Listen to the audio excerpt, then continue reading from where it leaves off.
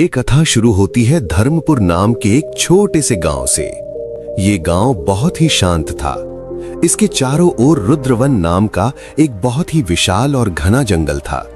इतना घना कि दिन में भी वहां सूरज की रोशनी नहीं पहुंचती थी।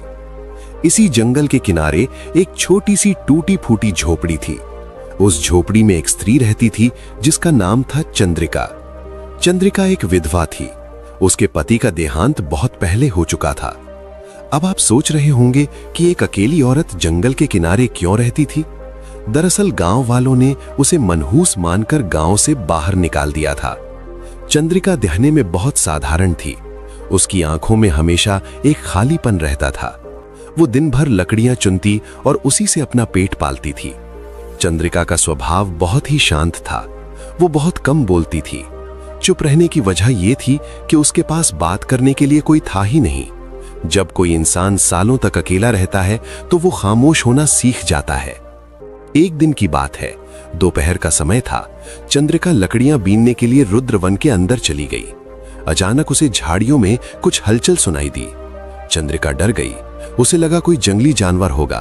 तभी झाड़ियों में से एक विशाल बंदर बाहर निकला। ये कोई मामूली बंदर नहीं था। उसका कद किसी तगड़े इंसान जितना ऊंचा था। उसकी खाल का रंग गहरा काला था, लेकिन उसकी आंखों में एक अजीब सी चमक थी। चंद्रिका जम गई। वो भागना चाहती थी, लेकिन उसके पैर पत्थर के हो गए थे। बंदर ने कोई हमला नहीं किया। वो बस चंद्रिका को देखता रहा। उसकी आंखों में गुस्सा नहीं था। उसकी आंखों में वैसी ही करुणा थी जैसी किसी बड़े बुजुर्ग की आंखों में होती है। अब ध्यान दीजिएगा, यहीं से सारा खेल शुरू होता है। बंदर ने एक लकड़ी का भारी गट्ठर अपनी पीठ पर उठाया और चंद्रिका की झोपड़ी की तरफ चलने लगा। चंद्रिका हैरान रह गई। उसे समझ नहीं आ रहा था कि एक जानवर उसकी मदद क्यों कर रहा है। सावधान रहिए श्रोताओं, क्योंकि देवताओं या अनजान शक्तियों की मदद कभी बिना कीमत के नहीं मिलती। ये मदद भी आगे चलकर एक बड़ी परीक्षा बनने वाली थी। दिन बीतने लगे। वो बंदर अब रोज चंद्रिका की झोपड़ी पर आने लगा। गांव वाले उसे कपराज कहने लगे। कपराज कभी जंगल से मीठे फल लाता तो कभी चंद्रिका की झोपड़ी की मरम्मत कर देता। चंद्रिका अब खुश रहने लगी थी। उसके चेहरे पर जो सालों से उदासी थी वो अब गायब होने लगी। वो कपराज से बातें करती। वो उसे अपनी सारी तकलीफें बताती। बंदर बोल तो नहीं सकता था, लेकिन वो सिर हिलाकर सब कुछ समझता था। यहाँ एक बात समझिए, चंद्रिका को अब उस जानवर में अपनापन दिखने लगा था। उसे लगने लगा था कि भगवान ने ही उसके अकेलेपन को दूर करने के लिए इसे भेजा है। पर क्या ये सच में भगवान की देन थी या ये कोई पुराना हिसाब था? एक रात की बात है। सावन का महीना था। बाहर मूसलाधार बारिश हो रही थी। बिजली कड़क रही थी। चंद्रिका अपनी झोपड़ी के अंदर बैठी कांप रही थी। तभी दरवाजे पर दस्तक हुई। चंद्रिका ने दरवाजा खोला तो देखा कि कपराज बाहर बारिश में भीग रहा था। चंद्रिका का दिल पिघल गया। उसने उसे अंदर बुला लिया। उस रात कपराज झोपड़ी के एक कोने में बैठ गया। चंद्रिका ने उसके सिर पर हाथ फेरा। उस स्पर्श में एक अलग ही ऊर्जा थी। चंद्रिका को उस रात महसूस हुआ कि वो अकेली नहीं है। अब यहाँ गौर करने वाली बात है, चंद्रिका ने उस रात जो ममता और स्नेह दिखाया वही उसके जीवन की सबसे बड़ी भूल या सबसे बड़ा वरदान साबित होने वाला था। कुछ महीने बीत गए। चंद्रिका के शरीर में बदलाव आने लगे। उसे चक्कर आने लगे। उसकी भूख बढ़ गई। जब गांव की बूढ़ी दाई ने उसे देखा तो वो दंग रह गई। दाई ने कहा, चंद्रिका, तू मां बनने वाली है। ये खबर पूरे धर्मपुर गांव में आग की तरह फैल गई। लोग जमा हो गए। शोर मच गया। एक विधवा स्त्री जो सालों से अकेली रह रही है, वो गर्भवती कैसे हो गई? मुखिया ने सभा बुलाई। मुखिया का नाम था भैरव सिंह। वो बहुत ही कठोर और लालची आदमी था। उसने चिल्लाकर पूछा, बोल चंद्रिका, इस पाप का बाप कौन है? चंद्रिका की आंखों में आंसू थे। वो कांप रही थी। उसने कहा, मुखिया जी, मेरे पास कोई पुरुष नहीं आया, बस वो कपराज ही मेरे साथ रहता है। ये सुनते ही पूरी सभा में सन्नाटा छा गया। फिर लोग ठहाके मारकर हंसने लगे। कोई बोला, क्या अब जानवर भी इंसानों को संतान देंगे? कोई उसे डायन कहने लगा। लेकिन चंद्रिका जानती थी कि वो सच बोल रही है। उस बारिश वाली रात के बाद से ही उसके जीवन में ये चमत्कार हुआ था। लेकिन याद रखिए, जिसे हम चमत्कार समझते हैं वो अक्सर किसी बड़े संकट की दस्तक होती है। मुखिया ने फैसला सुनाया, ये पाप है। इस औरत ने मर्यादा तोड़ी है। इसे और इसके उस बंदर को जंगल में खदेड़ दो। अगर ये फिर गांव के पास दिखे तो इन्हें मार डालना। गांव वालों ने पत्थर मार मार कर चंद्रिका को जंगल की ओर भगा दिया। चंद्रिका रोती हुई घने जंगल में चली गई। वहां कपराज उसका इंतजार कर रहा था। कपराज की आंखों में उस दिन पहली बार आंसू थे। चंद्रिका ने कपराज का हाथ पकड़ा और पूछा, क्या तुम सच में कोई जानवर हो या तुम मेरी नियति हो? बंदर ने कुछ नहीं कहा। उसने बस चंद्रिका को एक गुफा की ओर ले जाना शुरू किया। जैसे जैसे वे जंगल के अंदर जा रहे थे, हवा ठंडी होती जा रही थी। अचानक जंगल में एक भयानक गर्जना हुई। ऐसी आवाज जो किसी शेर की नहीं थी, वो आवाज किसी दानव की थी। चंद्रिका रुक गई। उसे महसूस हुआ कि अंधेरे में कोई उसे देख रहा है, कोई ऐसी शक्ति जो सदियों से इस पल का इंतजार कर रही थी। अब सवाल यह है कि चंद्रिका के गर्भ में जो पल रहा है वो दिव्य बालक है या कोई भयंकर श्राप। रुद्रवन के अंदर हवाएं ऐसे चल रही थीं जैसे कोई रो रहा हो। चंद्रिका का शरीर भारी हो चुका था क्योंकि उसके गर्भ में वो दिव्य संतान पल रही थी। उसे चलने में बहुत तकलीफ हो रही थी। वो बार बार पत्थर से टकराकर गिर जाती। अब आप सोच रहे होंगे कि कपराज क्या कर रहा था। जैसे ही चंद्रिका गिरती, कपराज दौड़कर उसे थाम लेता। उसके बड़े बड़े हाथों में इतनी कोमलता थी कि चंद्रिका को अपना सारा दर्द भूल जाता। कपराज ने उसे एक सुरक्षित गुफा तक पहुंचाया। ये गुफा बहुत पुरानी थी। इसकी दीवारों पर अजीब सी आकृतियां बनी थीं। यहाँ रुककर एक बात समझिए, ये गुफा कोई साधारण जगह नहीं थी। यहाँ प्राचीन काल के ऋषियों ने तपस्या की थी। कपराज उसे यहीं क्यों लाया? इसका मतलब यह था कि बाहर का खतरा बहुत बड़ा था। जंगल के जानवर उस गुफा के पास आने से भी डरते थे। लेकिन याद रखिए, जहां ईश्वरीय शक्ति होती है, वहीं उसे रोकने के लिए शैतानी ताकतें भी खड़ी हो जाती हैं। गुफा के अंदर कपराज ने सूखे पत्तों का एक बिस्तर बनाया। उसने चंद्रिका को वहां बिठाया। फिर वो गुफा के मुहाने पर यानी दरवाजे पर जाकर पहरा देने लगा। तभी अचानक गुफा के बाहर वही दो लाल आंखें फिर से चमक उठीं। एक भारी और डरावनी आवाज गूंजी, कपराज, तू इस स्त्री को कब तक बचाएगा? इसके गर्भ में जो पल रहा है वो मेरे अंत का कारण बन सकता है। इसे मुझे सौंप दे। ये आवाज किसकी थी? ये आवाज थी काल केतु की। काल केतु एक मायावी असुर था जो बरसों से इस ताक में था कि कोई ऐसी शक्ति पैदा ना हो जो उसके अधर्म के साम्राज्य को चुनौती दे सके। अब यहां गौर कीजिएगा, काल केतु खुद गुफा के अंदर नहीं आ रहा था। क्यों? क्योंकि गुफा की चौखट पर कपराज खड़ा था। कपराज की आंखों से उस समय तेज रोशनी निकल रही थी। उसने एक जोरदार गर्जना की जिससे पूरा जंगल कांप उठा। चंद्रिका अंदर बैठी सब सुन रही थी। वो डर के मारे सिमट गई। उसने सोचा, हे ईश्वर, मैंने किसी का क्या बिगाड़ा है? मैं तो बस अपना जीवन जी रही थी, फिर ये राक्षस मेरे पीछे क्यों पड़ा है? श्रोताओं, अक्सर इंसान को लगता है कि उसकी मुसीबतें बेवजह हैं, लेकिन सच तो ये है कि हर संकट के पीछे एक बड़ा उद्देश्य छिपा होता है।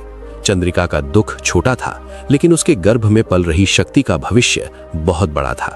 रात बीत गई। सुबह होते ही कपराज कहीं चला गया। चंद्रिका अकेली थी। तभी उसने देखा कि गुफा के पास एक सुंदर हिरण आया। वो हिरण बहुत ही मोहक था। उसकी खाल सोने जैसी चमक रही थी। चंद्रिका को भूख लगी थी। उसे लगा कि शायद ये हिरण उसे कुछ फल फूल दिखाएगा। वो हिरण के पीछे पीछे गुफा से बाहर निकलने लगी। सावधान, यहीं चंद्रिका से सबसे बड़ी चूक होने वाली थी। ये सुंदर हिरण कोई वरदान नहीं, बल्कि काल केतु की बिछाई हुई माया थी। जैसे ही चंद्रिका ने गुफा की मर्यादा पार की, हिरण अचानक गायब हो गया। आसमान में काला धुआं छा गया। चंद्रिका ने चारों तरफ देखा, लेकिन अब उसे गुफा का रास्ता नहीं दिख रहा था। वो माया के जाल में फंस चुकी थी। तभी धुआं छटा और सामने एक लंबा, काला और डरावना आदमी खड़ा था। उसके हाथ में एक बड़ा सा भाला था। वो काल केतु का सेनापति था, जिसका नाम था धूम्रमुख। धूम्रमुख हंसा और बोला, मूर्ख स्त्री, तूने क्या सोचा कि वो बंदर तुझे बचा लेगा? अब तेरा और तेरे बच्चे का अंत मेरे हाथों होगा। चंद्रिका ने अपने पेट पर हाथ रखा। वो अपने बच्चे को बचाने के लिए भागना चाहती थी, लेकिन उसके पैर जमीन में धंसने लगे। वो जोर जोर से चिल्लाने लगी, कपराज, मुझे बचाओ, कपराज। तभी एक चमत्कार हुआ। हवा की गति से कपराज वहां प्रकट हुआ, लेकिन इस बार वो पहले जैसा नहीं दिख रहा था। उसके शरीर से नीली ज्वालाएं निकल रही थीं। कपराज और धूम्रमुख के बीच भीषण युद्ध शुरू हो गया। कपराज ने एक विशाल पेड़ उखाड़ लिया और उसे राक्षस पर दे मारा। राक्षस ने अपनी माया से आग के गोले छोड़े। पूरा जंगल जलने लगा। चंद्रिका दूर खड़ी ये सब देख रही थी। उसे समझ नहीं आ रहा था कि एक बंदर इतनी बड़ी जादुई लड़ाई कैसे लड़ सकता है।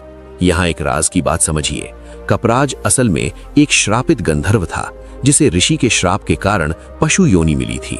वो केवल तभी अपने असली रूप में आ सकता था जब वो किसी की रक्षा के लिए अपने प्राणों की बाजी लगा दे। लड़ते लड़ते राक्षस धूम्रमुख ने कपराज की पूंछ में आग लगा दी। कपराज दर्द से तड़प उठा, लेकिन उसने हार नहीं मानी। उसने राक्षस को अपनी पूंछ में लपेटा और उसे पास की गहरी खाई में फेंक दिया। राक्षस तो मर गया, लेकिन कपराज बुरी तरह जख्मी हो गया। वो जमीन पर गिर पड़ा, उसका शरीर जल रहा था। चंद्रिका भागकर उसके पास गई। उसने कपराज का सिर अपनी गोद में रख लिया। वो रोने लगी। तुमने मेरे लिए अपनी जान खतरे में क्यों डाली? तुम कौन हो? कपराज ने धीरे से अपनी आंखें खोली। उसने इशारा किया कि वो ठीक है, लेकिन तभी आकाश से एक आकाशवाणी हुई। चंद्रिका, रक्षक की शक्ति कम हो रही है। असुरों का राजा काल केतु अब खुद आने वाला है, और जब वो आएगा तो उसे केवल वही मार पाएगा जिसके पास धर्म दंड होगा, और वो दंड तेरे ही गांव के उस मंदिर में छिपा है जहां से तुझे निकाला गया था। चंद्रिका सन्न रह गई। उसे वापस उसी गांव में जाना होगा जहां के लोग उसकी जान के दुश्मन हैं, जहां मुखिया भैरव सिंह उसे देखते ही मार डालेगा। लेकिन उसके पास कोई रास्ता नहीं था। कपराज बेसुध पड़ा था। उसका पेट दर्द से फटने लगा था। बच्चे के जन्म का समय करीब आ रहा था। अचानक जंगल में फिर से वही खौफनाक हंसी गूंजी। काल केतु अब पास आ रहा था। चंद्रिका ने हिम्मत जुटाई। उसने कपराज का हाथ चूमा और लंगड़ाते हुए गांव की तरफ भागना शुरू कर दिया। उसे मंदिर तक पहुंचना ही होगा, लेकिन असली मुसीबत तो अब शुरू हुई है। मंदिर का रास्ता कांटों और विषैले सांपों से भरा था, और उससे भी बड़ा खतरा गांव की सरहद पर खड़ा था। गांव वालों ने वहां आग लगा दी थी ताकि चंद्रिका अंदर ना आ सके। अब आप सोच रहे होंगे कि क्या चंद्रिका उस आग को पार कर पाएगी? क्या वो मंदिर तक पहुंच पाएगी, या काल केतु उसे बीच रास्ते में ही पकड़ लेगा? तभी मंदिर की चोटी से एक बिजली कड़की और एक बूढ़ा पुजारी मंदिर के बाहर खड़ा हुआ, जिसके हाथ में एक काला पर्चा था। उस पर्चे पर कुछ ऐसा लिखा था जिसे देखकर पुजारी के हाथ कांपने लगे। वो राज क्या था, और क्या कपराज दोबारा खड़ा हो पाएगा? चंद्रिका के पैर लहूलुहान थे। कांटे उसके तलवों में चुभ रहे थे, लेकिन वो रुकी नहीं। क्यों नहीं रुकी? क्योंकि एक माँ का कलेजा अपने बच्चे के लिए पत्थर बन जाता है। उसे अपना दर्द महसूस ही नहीं हो रहा था। उसे बस वो आकाशवाणी याद थी, मंदिर जाओ और धर्मदंड लेकर आओ। अब यहाँ ध्यान दीजिए, चंद्रिका उस मंदिर की ओर क्यों जा रही थी? क्योंकि धर्मदंड ही वो एकमात्र हथियार था जो काल केतु का विनाश कर सकता था। बिना उस दंड के वो दिव्य बालक जन्म लेते ही मार दिया जाता। उधर गांव में क्या हो रहा था? गांव का मुखिया भैरव सिंह अपनी आंखों में गुस्सा भरे खड़ा था। उसने पूरे गांव को इकट्ठा कर लिया था। वो चिल्ला रहा था, सुनो सब, वो कुलटा वापस आ रही है। उसके साथ कोई शैतानी शक्ति है। अगर वो गांव में आई तो हमारा गांव भस्म हो जाएगा। मुखिया ऐसा क्यों कह रहा था? क्या वो सच में गांव की चिंता कर रहा था? नहीं, असल वजह ये थी कि उसे डर था कि अगर चंद्रिका का बच्चा पैदा हो गया तो उसकी गद्दी छिन जाएगी। वो बच्चा दिव्य था और मुखिया अधर्मी था। इतने में मंदिर के बूढ़े पुजारी पंडित शिवानंद मंदिर की सीढ़ियों से नीचे उतरे। उनके हाथ में एक प्राचीन भोजपत्र था। उनके चेहरे पर पसीना था और हाथ कांप रहे थे। पुजारी जी ने मुखिया से कहा, भैरव सिंह, ये आग बुझा दो। चंद्रिका कोई पाप लेकर नहीं आ रही है, वो तो मुक्ति का मार्ग लेकर आ रही है। इस भोजपत्र पर लिखा है कि आज की रात अगर मंदिर में उस बालक का जन्म हुआ तो धर्मपुर की मिट्टी सोना बन जाएगी। अब आप सोच रहे होंगे कि पुजारी की बात सुनकर मुखिया मान जाएगा। नहीं, यही सबसे बड़ी गलती हुई। मुखिया ने पुजारी का मजाक उड़ाया। उसने कहा, तुम बूढ़े हो गए हो पुजारी, तुम्हारी मति मारी गई है, ये आग नहीं बुझेगी। याद रखिएगा, जब इंसान का लालच बढ़ जाता है तो उसे भगवान के संकेत भी झूठ लगने लगते हैं। चंद्रिका गांव की सरहद पर पहुंच गई। सामने आग की ऊंची लपटें थीं। पीछे से कालकेतु की हंसी गूंज रही थी। कहां भागेगी चंद्रिका? उस आग में जलकर मरेगी या मेरे हाथों? चंद्रिका ने आंखें बंद की और कपराज का नाम लिया।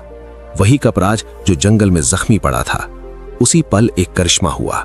अचानक तेज हवा चली, ऐसी हवा कि आग की लपटें दो हिस्सों में बंट गईं। बीच में एक छोटा सा रास्ता बन गया। चंद्रिका बिना डरे उस रास्ते से गांव के अंदर भागने लगी। गांव वाले हैरान रह गए। उन्हें लगा ये कोई जादू है।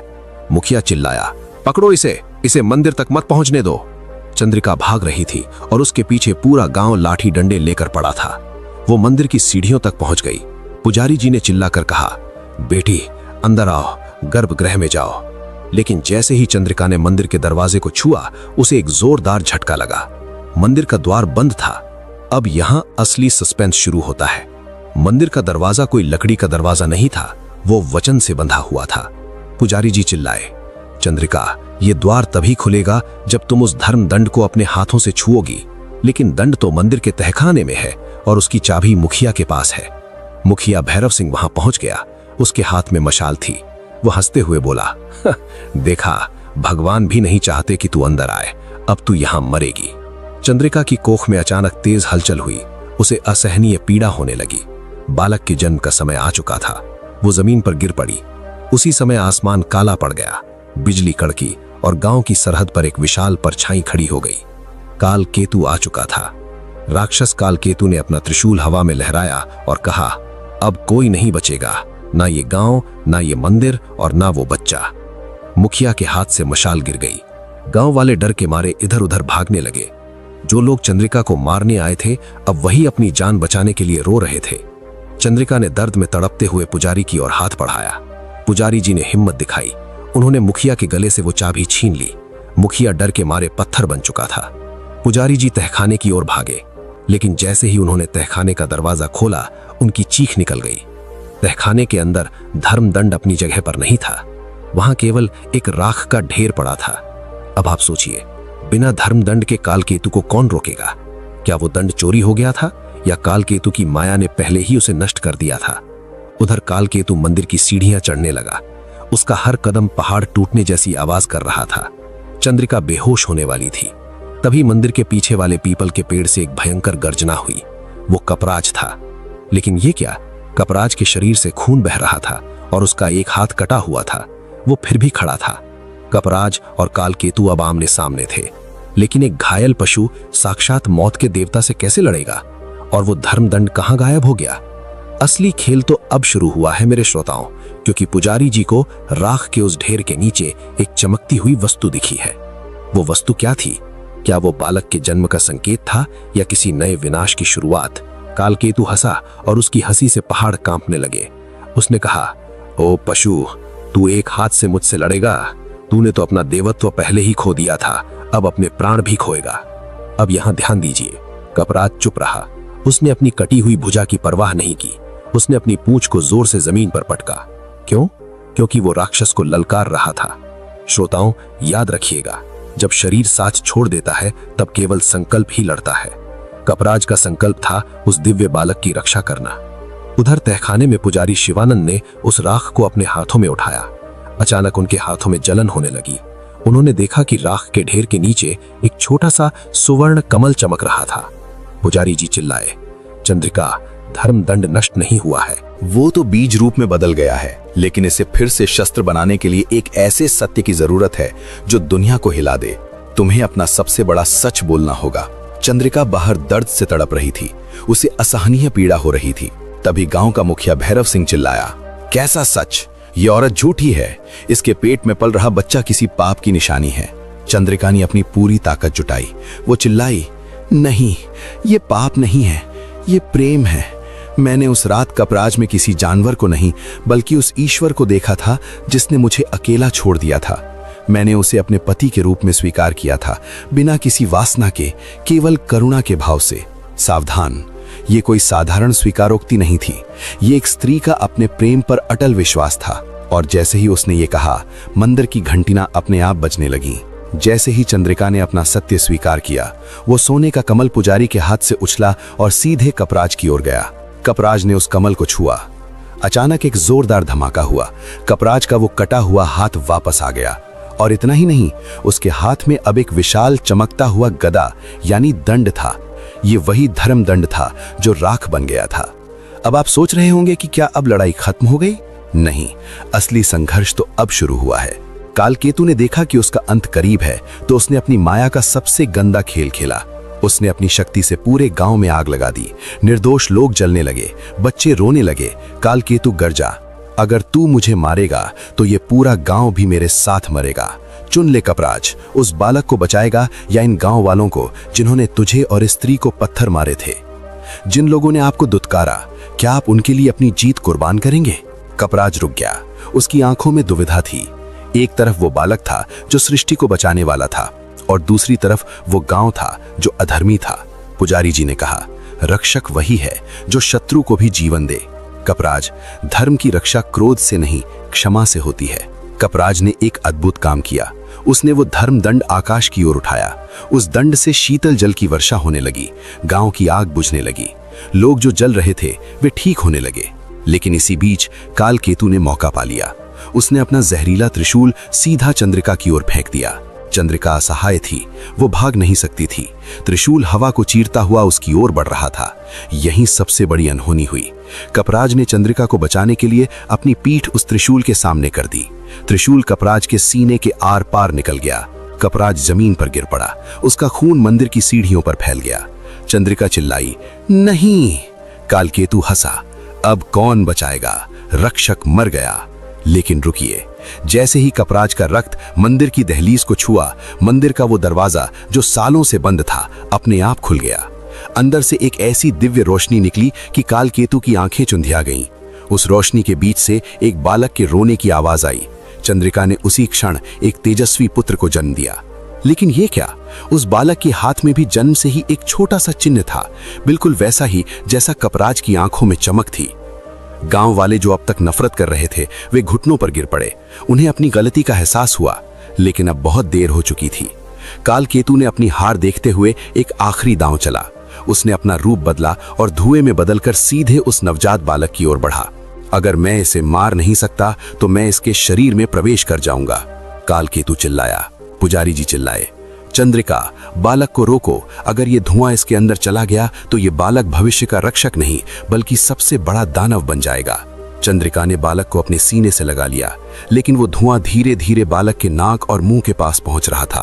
तभी मरते हुए कपराज ने अपना आखिरी शब्द बोला। वो शब्द क्या था, और क्या एक माँ अपने बच्चे को उस अदृश्य शैतान से बचा पाएगी? सबसे बड़ी बात, क्या कपराज सच में मर गया या उसकी मृत्यु के पीछे भी कोई रहस्य छिपा है? अब असली खतरा बालक के शरीर के बाहर नहीं बल्कि उसके अंदर घुसने की कोशिश कर रहा था। क्या होगा इस नन्हे रक्षक का? जानने के लिए सुनिए अगला भाग।